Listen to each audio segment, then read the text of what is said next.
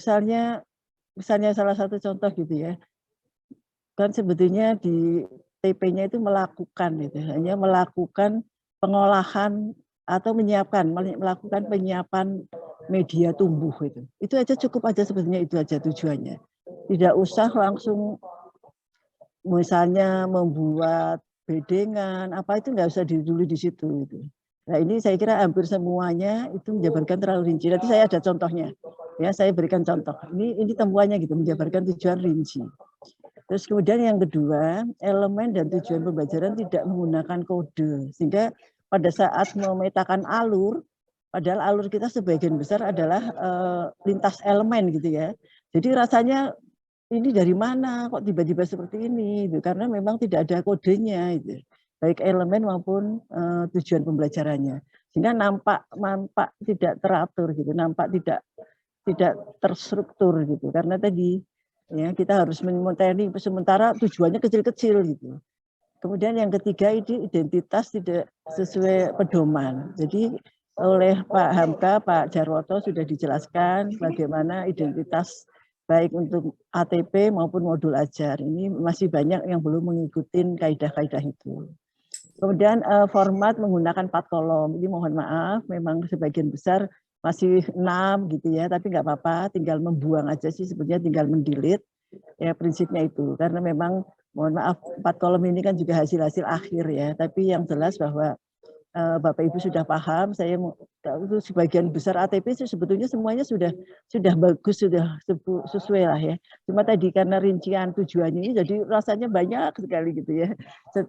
Jadi kurang apa ya, kalau kita akan membuat alur pencapaian secara total dari agribisnis tanaman gitu misalnya, ini nggak akan susah gitu karena terlalu kecil tadi ya. Kita nanti kita besarkan, saya contoh ya, nanti ini hanya contoh aja. Kemudian tidak menampilkan hotchart tahapan atau alur, jadi sebagian seperti itu ya. Namun pada prinsipnya saya melihat bahwa ATP ini sudah pas, tinggal Bapak Ibu sedikit-sedikit memperbaiki lah, ini memperbaiki ya.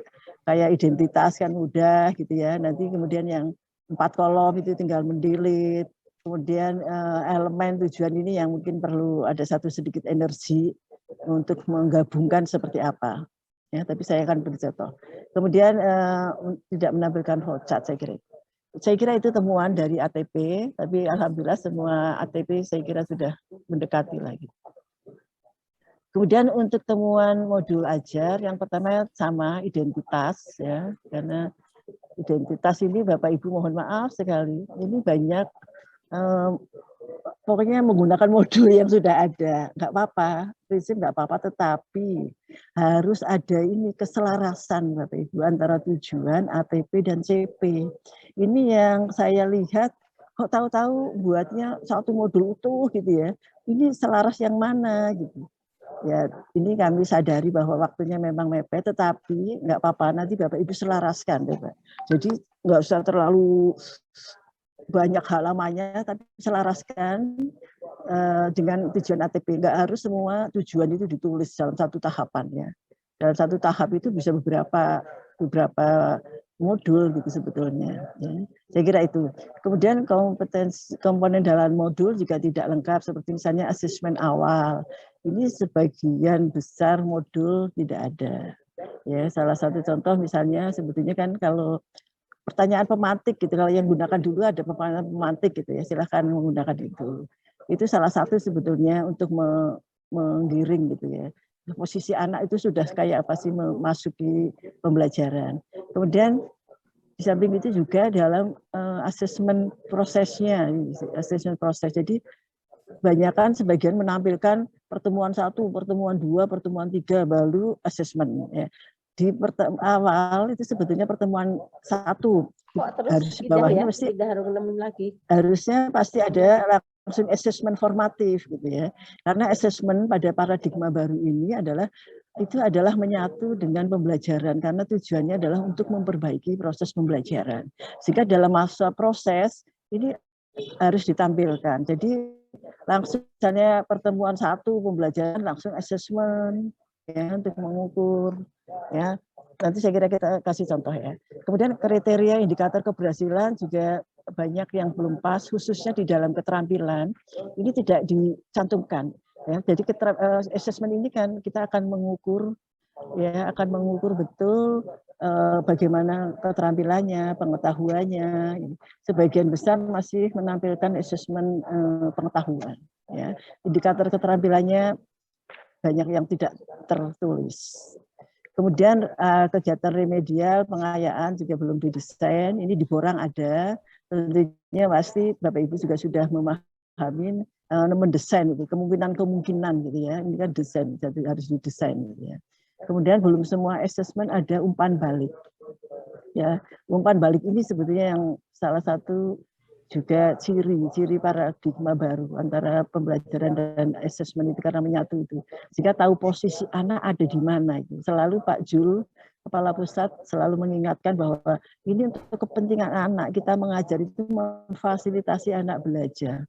Sehingga harus harus paham posisi anak itu sampai mana. Ya, ini bisa dilihat dari umpan balik, dari assessment formatif gitu ya. Itu. Ya, saya kira itu yang perlu diperhatikan. Jadi saya sih berpikir bahwa karena waktu kita sedikit, nggak usah banyak modul yang ditulis, nggak usah banyak lengkap banget gitu ya. Sudah sampai 10 tujuan pembelajaran. 3, 4 itu kalau sudah menggambarkan utuh, nggak apa-apa, bisa gitu. Ya. Terus kemudian dalam aktivitas pembelajaran belum sesuai. Ya. Belum sesuai dalam arti memang karena tadi ini posisinya di mana lompat-lompat, sehingga saya kadang-kadang menulis di borang aja saya hentikan karena kalau sudah tidak selaras saya tidak akan menilai gitu. Itu saja. Kemudian link materi juga harus jelas, hanya ditulis link materi gitu ya. Link ini dalam arti harus bisa dipertanggungjawabkan ya.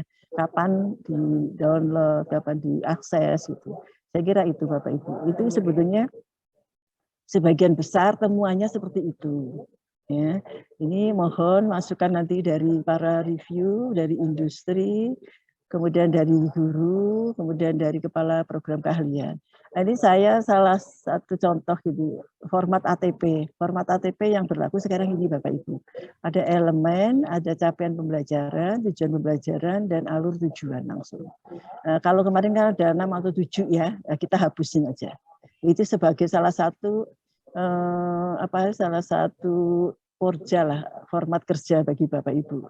Itu sangat bermanfaat juga bahwa kita mengingatkan materinya apa, evidennya apa, sehingga anak harus dites atau di assessment seperti apa karena berdasarkan eviden. Itu kan seperti itu ya. Kemudian ini ada identitas sesuai dengan yang ada di panduan gitu, misalnya alur tujuan pembelajaran ini mesti ada bidang keahliannya apa, programnya apa, mata pelajarannya apa, fase, nama penyusun, dan instansi.